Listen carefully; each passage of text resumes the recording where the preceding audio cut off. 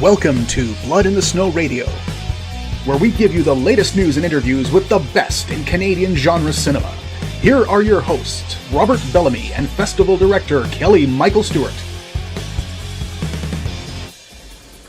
And we are continuing with Blood in the Snow 2024. Kelly, who's our next guest? This is Josh, who are opening play. Well, I want you to introduce yourself here. Oh, Yes. Hi, I'm Josh Saltzman, and I wrote and directed a short called Shiva, which got to open the Blood in the Snow Festival 2024, which played last night at the Isabel Bader Theater. Yeah. It was actually, we one unique thing about our festival now is we've started doing this program called Dark Visions as our opening shorts program to open the festival, which is kind of unusual for festivals. We don't usually have a shorts program. And your short was the first short of that block. So you were technically the first thing to play the fest this year. So that was cool. Yeah, it's always good because I find that one of the best scares in any horror story or movie is the first one. So, you got to set the tone. You got to set the tone. Yeah. So I was very honored to get to have that position. So can you tell us a little bit about the film, and just for the audience here listening, if they haven't, most people listening probably haven't seen it, and just kind of give a bit of background on it. And sure, it's like I said, it's called Shiva. It is I would call it a spooky drama. It's about a Jewish mourning tradition and ritual that I encountered when my grandparent died. My grandfather died when I was 12. I was just getting bar mitzvahed. And the ritual is that you cover all the mirrors in the house with cloth. And as, already a horror fan even then, I had asked my rabbi, why do you cover the mirrors? And he said, it's to tamp down vanity so you could be more focused on mourning. And I was just like, there's something more here. This is a long way to go to make sure your hair isn't not too focused on your hair. I thought there was something more, and then I remember that years later, and there is something more. There's a Kabbalist tradition that the soul, the neshama, lingers for a time, and the mirrors sort of is a place where it could linger. And so you cover it up. So they don't really tell you that, and that's sort of a bit forgotten. So. You got the PG version. Yeah. So the short is about this widower who takes down one of these shrouds and thinks she sees her husband in the reflection and starts spending more time with the reflection than the people coming to help her grieve, to disastrous results. And I think that's what's neat about the film, is that really our programmers and I really responded to, is that there is that kind of a dual. There's like a dual. The viewer can really kind of interpret it. The dual interpretation of it is it about her internal suffering, or is there actually something, actually a creature, something happening? You could really kind of take it either way. And that is very purposeful. So many people, when they see the short come up to me afterwards, and they're like, well, what was it? Was it her husband? Was she dealing with the grief? Was it a grief monster? And my answer is just, what do you think? Mm-hmm. And because my goal is that you do think about these things a little bit afterwards, and the dangers of grief, that it does have an allure, and that every culture in the world brings people together, brings life together around these times to sort of tamp down that allure, to protect against it. So despite what that is, whether it's a death creature or the husband, doesn't matter. It's just what matters is how you feel about it. Mm-hmm. And it's always interesting to examine other religions and cultures and beliefs to find, like you said, the backstories, the real backstories on why people do these rituals. I'm endlessly fascinated with how cultures interpret reality and what they do to live, and how to go through major milestones through every life. And it's incredible that there's so many similarities and so many wild varieties and differences. And I just find that is really fertile ground for any kind of storytelling, but especially horror. Mm-hmm. Well, I think that's too why Exorcist and those religious horrors are so popular. Yeah, and even take Dracula, like religious symbols ward him off, and there's all of this history of the Romanian people and vampires and their turn to Christianity, and it's just all of these things we take for granted when we see Dracula go like at a cross. There's a reason for that, and it comes from history and culture. It's very neat. Did you tap into any of that when you went into this, or was it strictly the whole shroud over the window that really... I stuck mainly to the Jewish rituals with this because it came from a personal story. Although what really triggered it was a few years ago, I was jogging in Mount Pleasant Cemetery, and I saw a funeral, graveside funeral, and the woman, I don't know who she was grieving over, but very distraught, and tried to jump in the grave, and the people around her held her back, and that was sort of when I married those two ideas, is that you need people around because death wants to always pull you in, especially because of love. It's such a dangerous, dark thing. Love's the best thing, but it can be disastrous too. So those two things came together for that.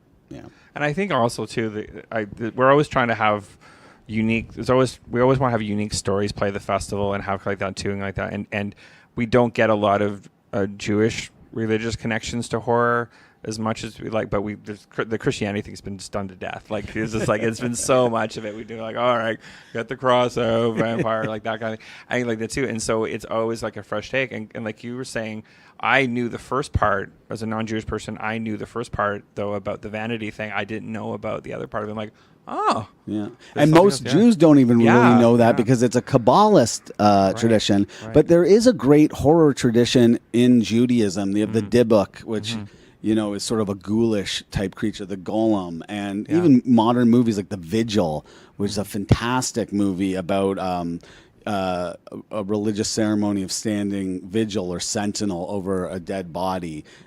So I'm hoping to explore my Judaism through the lens of horror more, because I found it, I like the classic stuff too and the more secular stuff as well, but it's something I'm interested in because I was raised that way. Yeah. And the more you dig, the more you find out the interesting stories. Absolutely. And it is, and like you said, it isn't as common as, there's Catholicism has had like a real, so much horror has come from that, so much great stuff. But like you said, not as much with Judaism. So that to me, that's an opportunity to tell some stories that people maybe haven't seen yet. Yeah, absolutely. Do you have other projects already started, or is this what you want to do?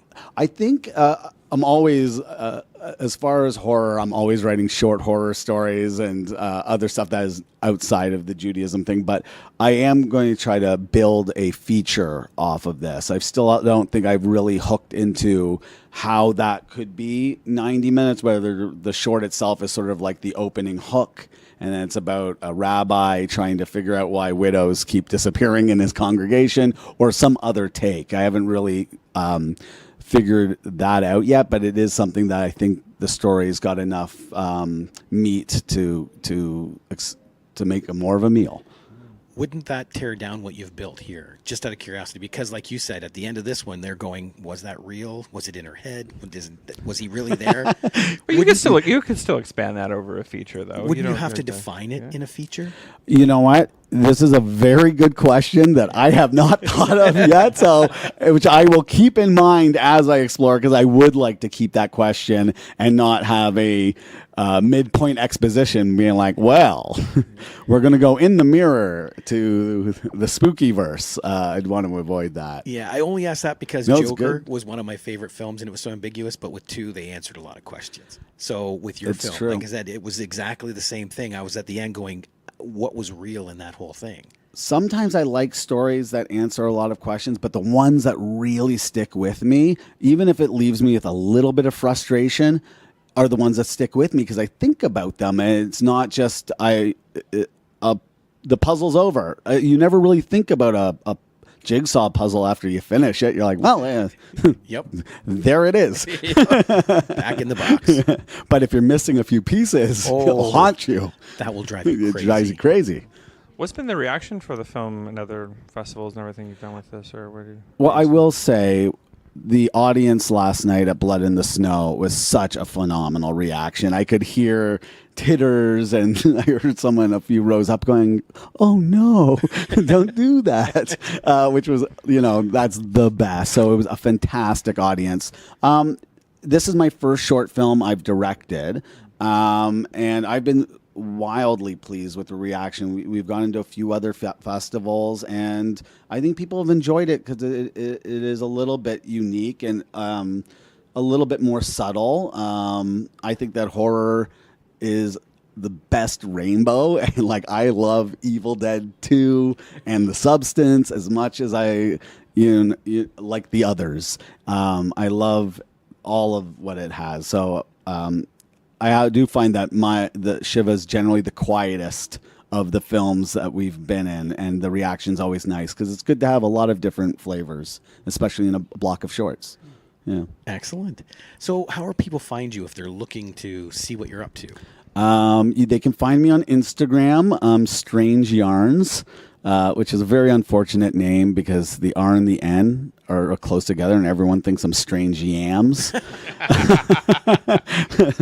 like, no, I mean that's good too, but I think you should change your production company to like Strange Yams. I think that really stands out. Actually, you know what? That's really funny is that my loan out company is Strange Yams because it's a clerical error, so I'm just stuck with it anyways. But you can find me there, and then on Wattpad I write tons of short horror stories. I have about 80 on there. That is just if you're a Wattpad reader. So besides the feature like potential for this too, you have other shorts in development too and stuff like that? Or is that I'm just gearing up to figure out what my next short is. This was my first one, and I pulled in a lot of favors, so I'm going to have to figure out something, a little bit of a different take with this one, whether I go a little bit more DIY. I do have a few ideas, but it is a Herculean effort to pull these off. When I was seeing some of these shorts, the budget, the ones that were clearly done on a shoestring and the ones that were done with lots of money, they're all hard, and to acquire that money and or just the time to put it together. So I really want to make sure that the next idea, which I really want to do, is the one that's worthy of that amount of not only my time, but the time of the crew that I'm going to assemble as well. Yeah. No, well, I think the quality. I didn't know actually that was your first directing like that too, and I was like, you wouldn't have known that. Like, it's really strong, but yeah, I would keep the quality up if you can. Yes, I wouldn't go DIY for you because of having that kind of a polished piece.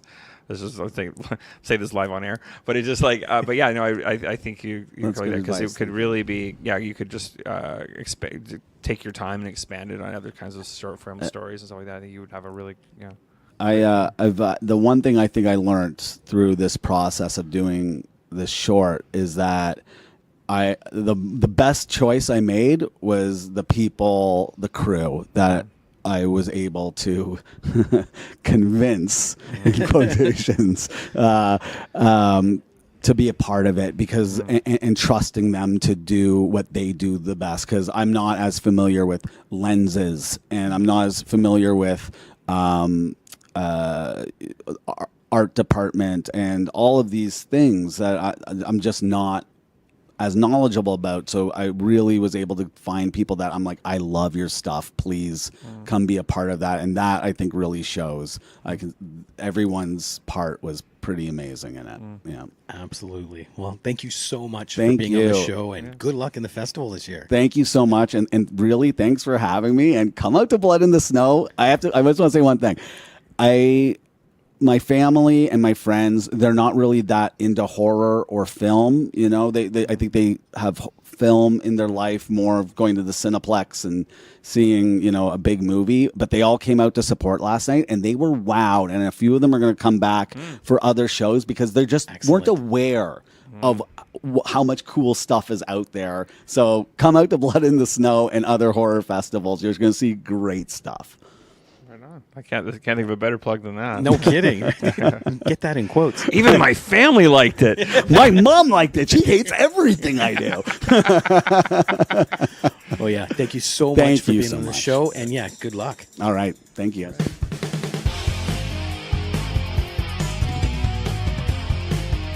Join us next time for Blood in the Snow Radio.